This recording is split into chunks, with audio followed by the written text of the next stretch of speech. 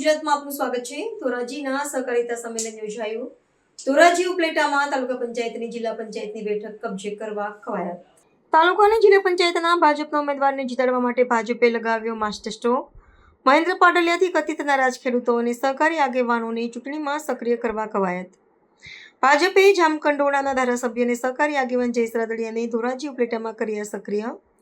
ધોરાજીના સુપેડી ગામ ખાતે જયેશ રાદડિયાની ઉપસ્થિતિમાં યોજાયું સહકારી સંમેલન। સહકારી ક્ષેત્ર પેરેલેલ 2% અને એ પણ રિબેટ મળીને પાછું આપવું એક મોટી ઘટના। ભાજપના ઉમેદવારોને ચૂંટવા માટે ભાજપે જયેશ રાદડિયાને મેદાને ઉતાર્યા હતા। સહકાર સંમેલન દ્વારા સહકારી આગેવાનોને ફરી સક્રિય કરવા ભાજપનો પ્રયાસ। જયેશ રાદડિયાએ કોંગ્રેસ પર શાબ્દિક પ્રહારો કર્યા। કોંગ્રેસને ગણાવી ખેડૂત વિરોધી। કોંગ્રેસે જનતા અને કોંગ્રેસનું શોષણ કર્યું। જિલ્લા ભાજપના પ્રમુખ અલ્પેશ ઢોલરિયા પર કોંગ્રેસ પર વરસ્યા।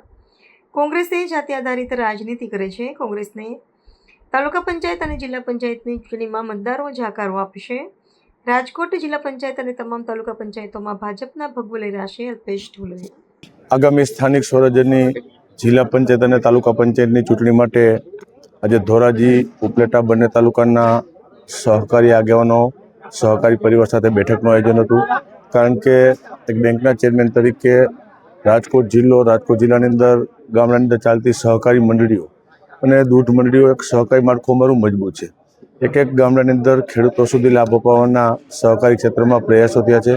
સ્થાનિક સ્વરાજ્યની અંદર પંચાયતી રાજમાં ભારતીય જનતા પાર્ટીને સમર્થન મળે માટે સહકારીના હોદ્દેદારો સાથેની આજની બેઠક મિટિંગ હતી અને આવનારા દિવસોની અંદર ભારતીય જનતા પાર્ટીને સમર્થન મળે માટેનું આયોજન કરવામાં છે અને મને વિશ્વાસ છે કે સમગ્ર જિલ્લાની અંદર જિલ્લા પંચાયત તાલુકા પંચાયતમાં ભારતીય જનતા પાર્ટીનો ઝળહળતો વિજય થશે।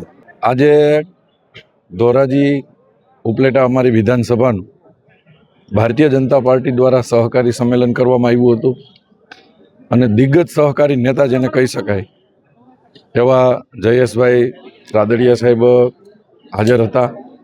એમના નેતૃત્વમાં સમગ્ર ધોરાજી ઉપલેટાના વિસ્તારમાંથી સહકારી આગેવાનો ગામડેથી આવ્યા હતા બધાય અને ભારતીય જનતા પાર્ટીની સાથે ખભે ખભો મિલાવી અને ઊભું રહેવા માટે બધાએ કોલ આપ્યો હતો અને ખાસ કરીને ભારતીય જનતા પાર્ટીની સરકારમાં સહકારી ક્ષેત્રમાં કેવા વિકાસો થયા છે, યોજનાઓ કેવી આવી છે અને સૌથી ગૌરવની વાત એ છે કે દેશના વડાપ્રધાન યશસ્વી વડાપ્રધાન નરેન્દ્રભાઈ મોદી બન્યા પછી ભારતના ઇતિહાસમાં પહેલીવાર સહકારિતા મંત્રી બનાવવામાં આવ્યા છે અને સહકાર મંત્રી તરીકે ગુજરાતનું ગૌરવ અને દેશના ગૃહમંત્રી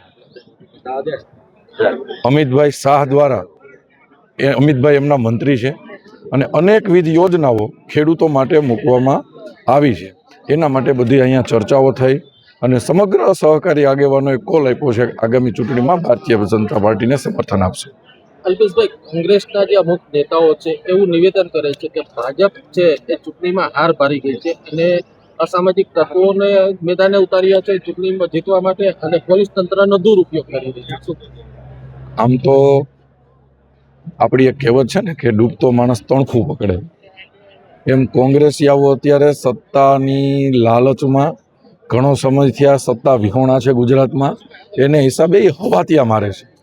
તો હવાતીઓ માણતો હોય ને માણસ તો ગમે એ બોલે, પણ જે રીતે લોકોનું સમર્થન મળે છે એ રીતે હું રાજકોટ જિલ્લા ભાજપ પ્રમુખ તરીકે તમારી સામે કહી શકું કે રાજકોટ જિલ્લાની 11 તાલુકા પંચાયત, એક જિલ્લા પંચાયત આપણી અને ગોંડલ એક નગરપાલિકા, એ બધી જ જગ્યા ઉપર ભાજપનો ભગવો 28 તારીખે લહેરાશે।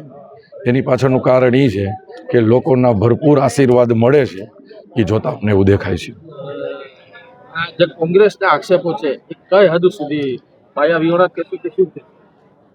મેં તમને કીધું કે કોંગ્રેસ અત્યારે રઘવાઈ થઈ છે, કોંગ્રેસને કોઈ સ્વીકારતું નથી, કોંગ્રેસને સારા ઉમેદવાર મળતા નથી, અ બ ક ગમે એને ખાનાપૂર્તિ કરવા માટે ઊભા રાખે છે, પછી જ્ઞાતિ જાતિની વાત કરી વેરઝેર ઊભા કરી સમાજ વચ્ચે અને મત લેવાના પ્રયત્ન કરે છે। પણ ગુજરાતની પ્રજા, સૌરાષ્ટ્રના લોકો એ વેપારી પ્રજા છે, આપણે લોકો જાણીએ છીએ કોંગ્રેસને, એટલે કોંગ્રેસને જાકારો મળશે એનો મને વિશ્વાસ છે।